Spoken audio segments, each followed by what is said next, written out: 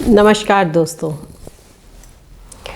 आज के पंच तत्वों में हमारा अगला तत्व है वायु। अभी तक हमने जल तत्व के बारे में जाना।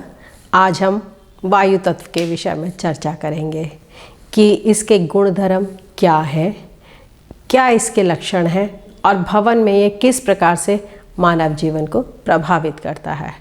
भवन में इसकी बैलेंस स्टेट किस प्रकार से है, तो शुरू करते हैं आज की चर्चा। अभी तक हमने जाना कि हमारी पृथ्वी पर जल से ही जीवन प्रारंभ हुआ है। जल में ही वनस्पति के रूप में काई, जीवाणु यानी एल्गी आई।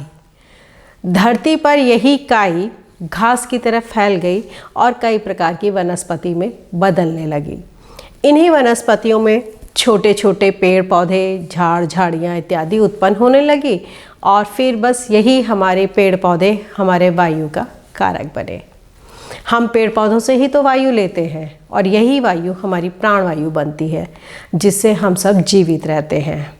आपने महसूस भी किया होगा कि धरती पर जल पड़ने से वनस्पति अपने आप उगाती है, चाहे हम उसमें कोई बीज डालें या ना डालें। तो कहने का तात्पर्य यह है कि वनस्पति का जन्म जल से ही हुआ है और वनस्पति वायु का कारक बनती है। जो वायु शरीर में प्राण के रूप में जाती है वह प्राणवायु कहलाती है। इसीलिए तो वायु प्राणी जगत का प्राण है।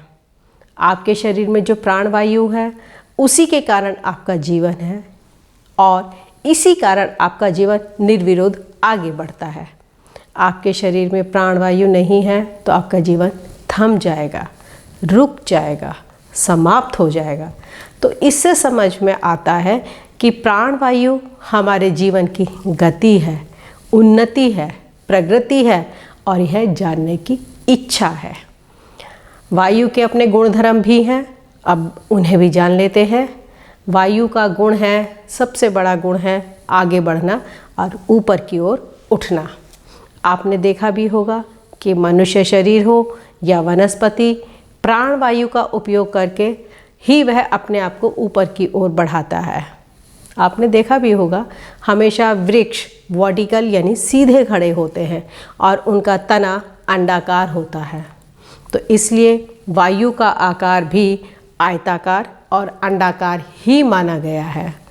वायु का रंग हरा और भूरा यानी ग्रीन एंड ब्राउन कलर होता है। अब आपके भवन में चाहे वो कमर्शियल हो या रेजिडेंशियल हो, अगर वायु तत्व संतुलित अवस्था में होगा तो क्या होगा, आपको क्या प्राप्त होगा?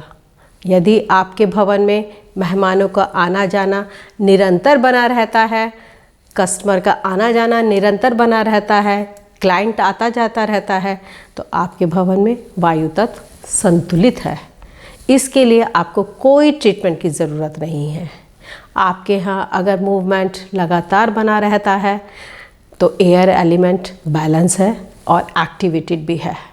यदि आपको कार्य करने से पूर्व अपने कार्यविधि की पूरी जांच परख कर लेते हैं और उसको प्रिपरेशन, किसी भी कार्य को करने से पहले की जो तैयारी है अगर वह आप कर लेते हैं तो आपके भवन में वायु तत्व संतुलित अवस्था में है। इसके लिए आप स्वयं को कार्य करने के लिए किसी भी तरीके से अगर आप प्रेरित करते हैं तो आपके वातावरण में वायु तत्व संतुलित है।